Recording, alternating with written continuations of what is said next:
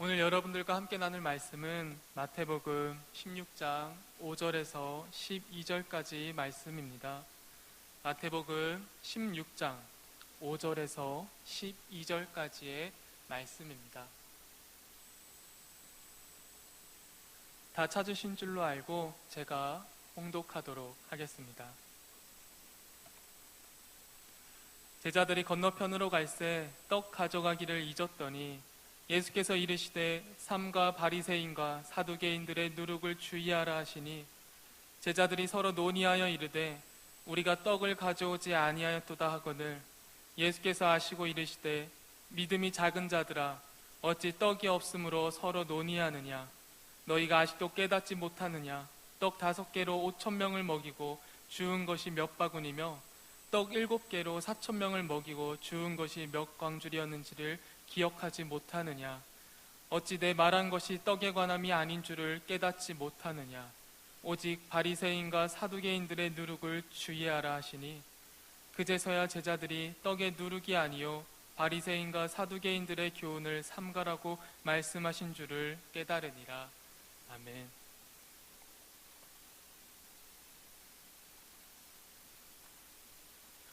오늘 여러분과 나눌 말씀 제목은 맑기가 어두운 이유에 대해서 함께 나눠보려고 합니다. 여러분, 맑기가 어두워 곤란한 일을 겪은 적 있으신가요? 제가 초등학생 때 일이었습니다. 제 친구 중에 체육은 잘하지만 체육 이외의 모든 수업에는 관심이 없었던 친구가 있었습니다. 어느 날 선생님께서는 그 친구에게 반 전체가 과학 실험을 하기 위한 아세톤을 준비해 오라고 말씀하셨습니다. 앞에 보이는 그림이 바로 우리 초등학생들이 과학 실험 때 쓰이는 아세톤의 종류 중에 하나인데요. 근데 원래 공부에 관심이 없는 학생이다 보니 당연히 선생님께서 가져오라고 말씀하신 준비물도 귀담아 듣지 않았습니다. 선생님께서는 시키시고도 걱정되셨는지 그 친구에게 재차 강조하셨습니다. 아세톤을 꼭 가져와야 된다고. 너가 가져와야 우리 반 모두가 과학 실험을 할 수 있다고 계속해서 강조하셨습니다. 근데 그 친구가 선생님께서 계속해서 아세톤을 가져오라고 강조하셔서 아세톤은 기억했는데 어떤 아세톤인지를 기억하지 못했나 봅니다. 그래서 그 친구는 과학 실험용 아세톤이 아닌 우리 여성분들이 굉장히 익숙해할 만한 바로 네일 리무버인 아세톤을 가져온 것입니다. 그것도 한두 개 가져온 게 아니라 아이들 숫자대로 잔뜩 바리바리 쌓은 것이었습니다. 벌써 20년 전 일인데 아직도 선생님과 반 아이들이 모두 당황했던 모습이 생생합니다. 종호가 잘 지내니?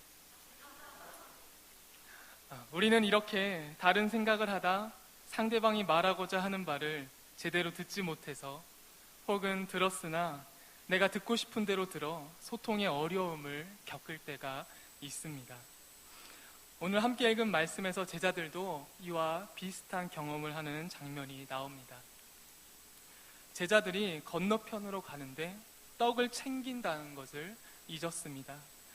요즘이야 어디 가다가 배가 고프면은 어디든지 들어가서 돈만 내면은 먹고 싶은 것을 먹을 수 있는데 2000년 전 이스라엘에는 먹을 것이 없이 먼 길을 떠나다 보면 배가 고프면 굶어야 될 수밖에 없는 상황이었습니다.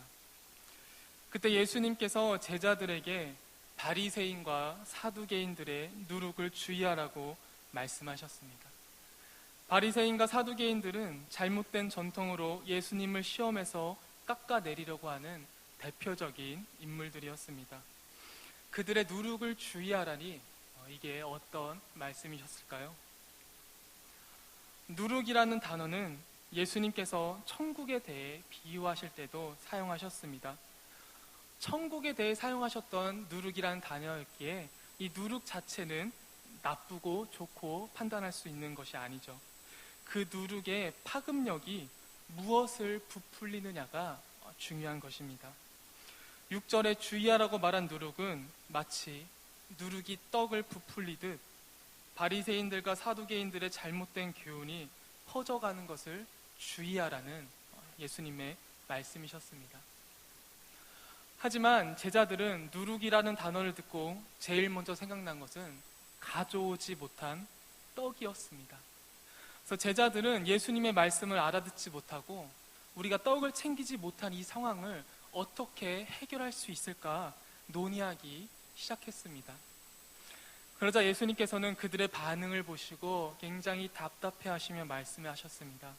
내가 지금 떡 때문에 그러는 게 아니다. 내가 떡 5개로 5,000명을 먹이고 남긴 바구니와 떡 7개로 4,000명을 먹이고 남긴 광주리가 몇 개나 있었는지 기억하지 못하느냐. 내가 말한 것은 떡에 관한 게 아님을 왜 깨닫지 못하느냐고 제자들을 꾸짖으셨습니다. 그리고는 재차 강조하셨습니다. 바리새인과 사두개인들의 누룩을 주의하라. 그제서야 제자들은 바리새인들과 사두개인들의 교훈을 삼가라고 말씀하신 줄을 깨달았습니다. 제자들이 왜 예수님의 말씀을 한 번에 깨닫지 못했을까요? 제자들은 예수님과 잠깐 이렇게 주일에 1시간만 함께하는 것이 아니라 매일매일 24시간을 동고동락한 사람들입니다. 뭐 하나 척하면 딱 하고 나와야 되는 제자들이 이렇게 못 알아듣는 이유는 바로 제자들 머릿속에는 우리가 배고플 때 먹어야 되는 떡으로만 가득 찼었기 때문에 예수님이 누룩이라는 단어를 말씀하셨을 때 다른 것을 생각할 여유가 없이 당장 배고픔을 해결할 수 있는 떡만을 생각할 수밖에 없었습니다. 그들 머릿속에는 예수님의 말씀이 들어갈 자리가 없었던 것이죠. 우리 안에 내 생각과 특별히 내가 집착하는 것이 가득 차 있을 때에는 남의 이야기가 들어올 자리가 없습니다. 설령 그것이 예수님의 말씀일지라도 말이죠. 내 속에 내가 너무도 많아 당신의 쉴 곳 없네 내 속에 헛된 바람들로 당신의 편할 것 없네 내 속에 내가 어쩔 수 없는 어둠 당신의 쉴 자리를 뺀 것 내 속에 내가 이길 수 없는 슬픔 무성한 가시나무 숲 같네 바람만 불면 그 메마른 가지 서로 부대끼며 울어대고 쉴 곳을 찾아 지쳐 날아와 어린 새들도 가시에 찔려 날아가고 바람만 불면 외롭고 또 괴로워 슬픈 노래를 부르다 날이 많았는데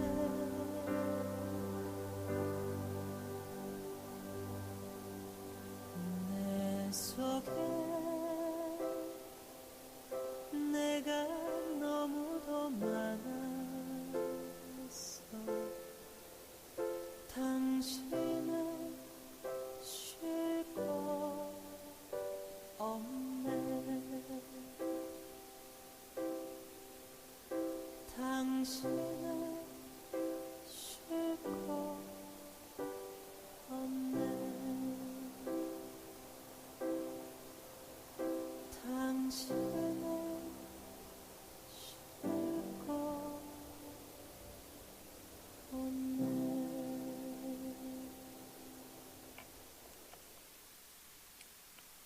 예수님이 십자가 체형을 받게 된 실질적 이유는 로마 총독 빌라도가 예수님의 처형을 허락했기 때문이었습니다. 빌라도는 예수님 말씀 속에서 죽일 죄를 찾지 못했지만 대제사장들과 장로들의 요구를 들어주지 않았다가 도리어 밀란이 일어날까 걱정되어 그들이 예수님을 죽일 수 있게 넘겨주었습니다.